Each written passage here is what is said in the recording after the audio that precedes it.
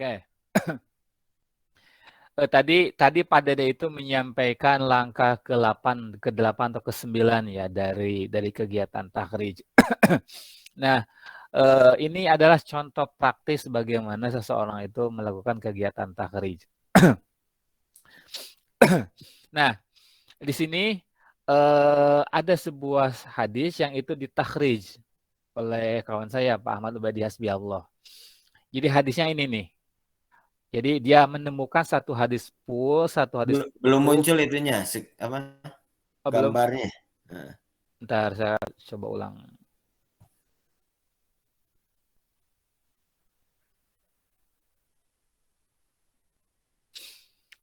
Oke. Ini nih, ada sebuah contoh praktis gitu ya, memahami atau melakukan kegiatan takhrij. Nah, dia sudah menemukan sebuah hadis yang akan dia teliti. Hadisnya setelah dia tasdid ternyata ada di riwayat Tirmidzi. Ini hadisnya tentang al-Islamu innal islama bada ghoriban wa sayaudu kama bada patubalil ghorobai. Islam itu sesuatu yang asing dan dia akan kembali asing. Maka berbahagialah orang-orang yang terasing.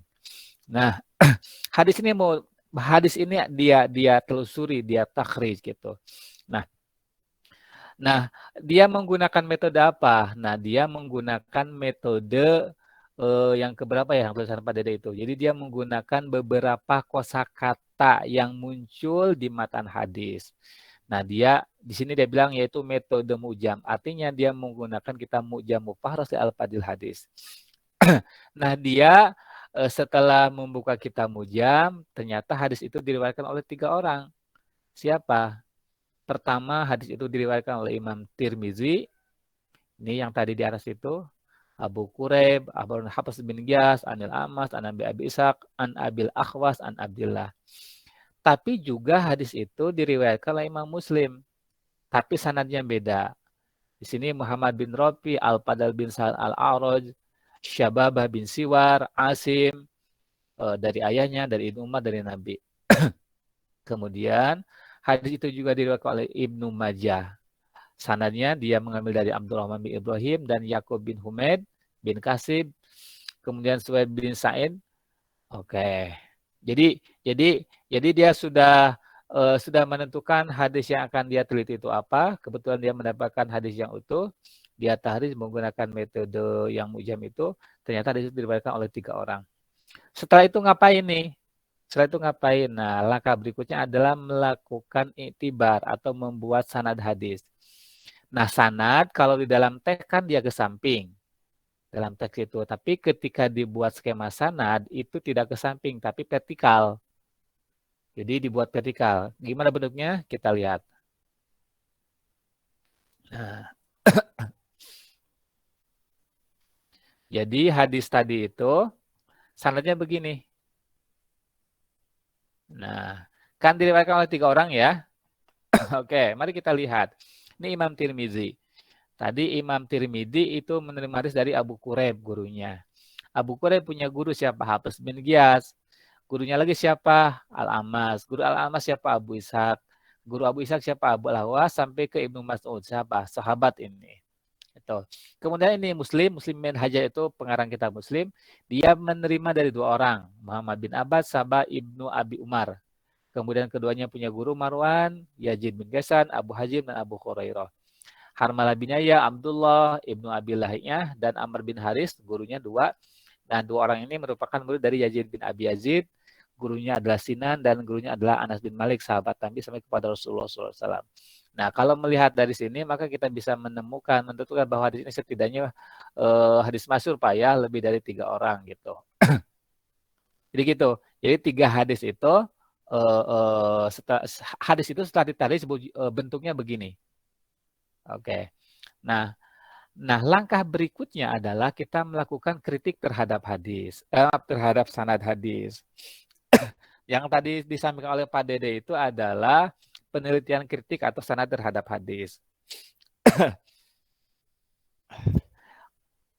Yang pertama itu ngapain? Pak Dede bilang, yang pertama itu kita mengkaji tawarihur ruwat.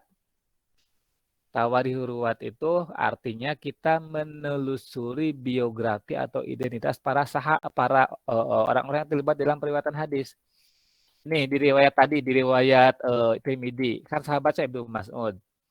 Disebutkan nama lengkapnya adalah dia wafat bla bla bla gitu ya. Muridnya adalah Abul Ahwas, ini tabi'in. Kemudian Abu Ishaq ini Itba tabi'in, Al-Amas juga Itba tabi'in junior gitu ya junior. Hafiz bin Giyas sampai kepada Abu Quraib, kayak sampai kepada Abu Quraib karena Abu Quraib muridnya adalah Tirmidzi itu. Nah contoh ini ya, contoh ya. Nih, ini yang dinilai itu siapa ya? Nah Hafiz bin Giyas itu dinilai oleh An-Nasai sikot sabat. Kata Pak Dede, sikot itu berarti mengandung dua unsur. Orang itu adil dan dobit. Oke. Tapi menurut Ibnu Hajar dia itu mudalis. Tapi di kali yang lain, menurut Ibnu Hajar, Hafiz bin Giyas itu adalah siko, hafid, arif, gitu ya. Menurut Ibnu Hibban, siko, al-hafid, ahadul a'lam, dan siko. Kesimpulannya, periwayat itu berarti orang yang sikoh. Nah, dari mana informasi itu didapatkan? Tadi Pak Dede bilang berkali-kali itu kita temukan di dalam kitab-kitab rijal atau jarh ta'dil. Saya ingin mencontohkan ini nih. Anda lihat ini ya? Anda lihat? Lihat, Pak. Oke, nih. Lihat, Pak. Saya ingin mencontohkan. Ini kitab yang tadi Pak Dede sebutkan, yaitu kitab Tahzibul Kamal fi Asma'i Rijal karya Al-Mizzi. Jadi biografi periwayat hadis itu bisa kita temukan di sini. Kita lihat contohnya ini ya. Oke. Contoh yang akan kita jadikan sampel adalah ini nih. Nomor 568. Ini ada huruf ain. Artinya penulis kitab hadis yang 6 itu meriwayatkan hadis dari beliau. Siapa? Nah, ini adalah Anas. Anas yang mana? Anas bin Malik. Sahabat Nabi ya nih. Anas bin Malik ini. Anas bin Malik bin Nador bin Domdom bin Zaid bin Haram bin Junda bin Amir bin Ghanam bin Adi bin Najar al-Ansoriyu. Ini nama lengkapnya. Ada al-Ansoriyu nisbat bahwa dia sahabat Ansor gitu ya. An-Najariyu dari Najari Abu Hamzah al-Madani. Abu Hamzah itu adalah kunyahnya. Nazilul Basroh. Dia tinggal di Basroh. Gitu ya. Jadi informasi berikutnya, kita selain menemukan nama lengkap, kemudian kunyah, dari mana, ternyata dia juga tinggal di Basrah, sohibu Rasulillah, seorang sahabat Nabi, wa khadimuhu, dan pembantu Nabi. Identitasnya itu doang? Enggak. Wa ummuhu Ummu Sulaim, ibunya adalah Ibu Sulaim binti Milhan bin Khalid bin Zaid bin Haram. Khadama Rasulullah asyara sinina. Anas ini khidmah kepada Rasul sebanyak atau selama 10 tahun. Muddata maqamihi bil Madinah, sepanjang dia tinggal di Madinah. Oke, clear ya segitu. Itu informasi atau biografi Anas. Nah, di sini ada rawaan. Tadi Pak Dede bilang rawaanhu. Nah, rawaan berarti dia menerima hadis dari siapa? Nah, ternyata guru dia itu pertama dari Nabi. Oke, jadi dia menerima hadis langsung dari Nabi. Tapi juga dari Ubay bin Ka'ab, sesama sahabat. Usaid bin Khudair, sesama sahabat. Sabit bin Qais bin Syamash. Jarir bin Abdullah al-Bajali, sama juga seorang sahabat. Zaid bin Arqam, sahabat. Bima kutiba ilahi. Usaid bin Abi. Oke, terus gini ya. Ini rawaan itu berarti gurunya. Nah, sini banyak nih. Abdullah bin Mas'ud, ternyata dia juga menerima dari Ibnu Mas'ud gitu ya. Kemudian dari Utsman bin Affan, dari Umar bin Khattab gitu ya. Dari Mu'ad bin Jabal, sampai sinilah guru-gurunya. Nah, ada rawa anhu. Rawa anhu itu apa? Rawa anhu itu berarti di sini itu adalah daftar murid-muridnya.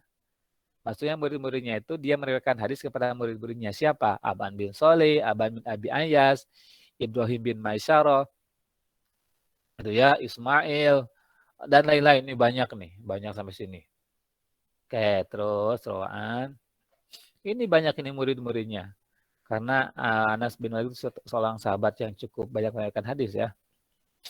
Terus ini berapa halaman dia?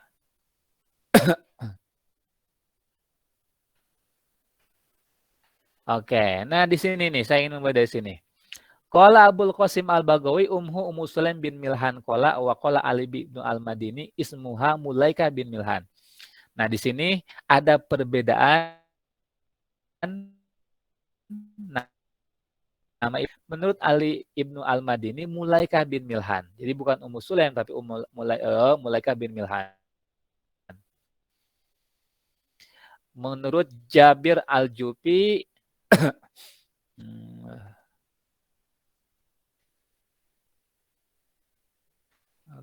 Oke, di sini ya. Wa qala Zuri an Anas bin Malik qadima Rasulullah sallallahu alaihi wasallam al-Madinah wa ana ibnu isrina sanat sinina wa tufiya wa ana ibnu isrina sanah.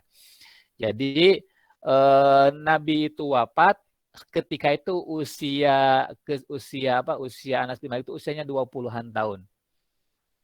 Oke, wa kunna ummahati yahusutni ala khidmati. Ibuku itu memotivasi supaya saya menghidmah kepada Rasulullah. Tuh, jadi informasi tentang kedekatan dengan Nabi disampaikan. Ini banyak sampai situ. Oke, saya tutup lagi ya. Itu belum, sorry, masih belum, masih ada yang saya itu baru aspek informasi itunya. Saya ingin bilang tentang aspek jarh ta'dilnya. Oke.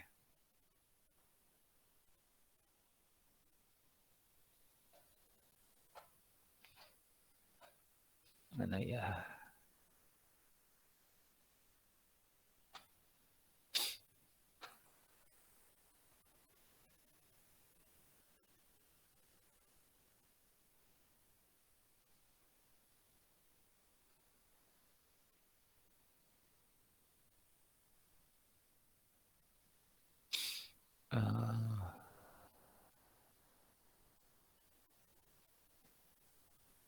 Ini nih, informasi meninggalnya. Waqala Muhammad bin Abdul Al-Ansari mata Anas wahwa ibnu mi'ati wasab'i sinina. Dia meninggal pada tahun 127. Oke. Tahun 127. Tapi ini banyak versinya. Nah, teman-teman semuanya, jadi tiap riwayat itu harus dicari biografi hidupnya, siapa gurunya, siapa muridnya, kemudian dia dinilai apa oleh kritikus hadis. Begitu.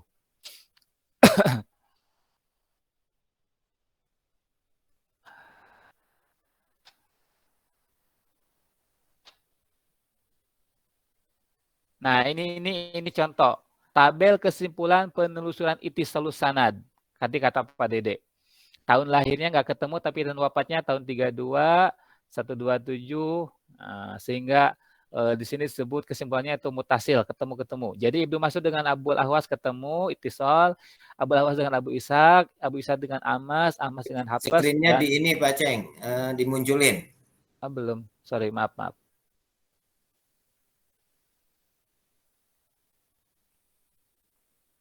Nah, ini kelihatan ya. Tabel kesimpulan penelusuran Ittisalus Sanad. Riwayat yang Tirmidzi tadi. Ibnu Mas'ud wafat tahun 32, Abu Ahwas wafat 127. Abu Ishaq lahirnya tahun 33, wafat 129. Tahun wafatnya ini ada. Nah, angka-angka ini didapatkan dari mana? Dari kitab tadi ya. Dari kitab tadi. Kemudian kesimpulannya adalah mutasil artinya ittisal. Oke. Berarti hadis yang riwayat Tirmidzi tadi itu mutasil semuanya. Kita lihat tabel kesimpulan kualitas rawi. Ibnu Mas'ud adalah seorang sahabat ya. Ini sahabat, sepakatlah sahabat. Ini akhir ya sahabat, nggak usah ditanyain lagi lah gitu ya. Abu Ahwas orang menurut Anasai orangnya siko, Abu Hatim siko, Abu Az-Zahabi juga wasaku artinya menganggap siko gitu. Abu Ishaq siko, Al-Ammas siko, Abu Quraib Labasabi siko, Al-Hafiz siko. Ini, dari gambaran di atas dapat diambil kesimpulan bahwa sanad hadis tersebut adalah hasan. Kenapa? Karena ada rawi yang tidak tamudob. Yang mana yang tidak tamudob itu ya? Mungkin ini nih, Abu Ishaq. Nampaknya dari Abu Ishaq. Kenapa? Karena yang membedakan hadis itu hasan dengan sahih kan di dalam hal dobitnya. Kalau dobitnya itu sempurna berarti sahih. Kalau tidak sempurna berarti menjadi hadisnya hadis hasan. Gitu. Nah gitu ya. Jadi Anda itu harus sampai pada tahap itu. Saya silakan memberikan waktu kepada Anda mau cerita apa. Pak, puyeng Pak, saya nggak ngerti.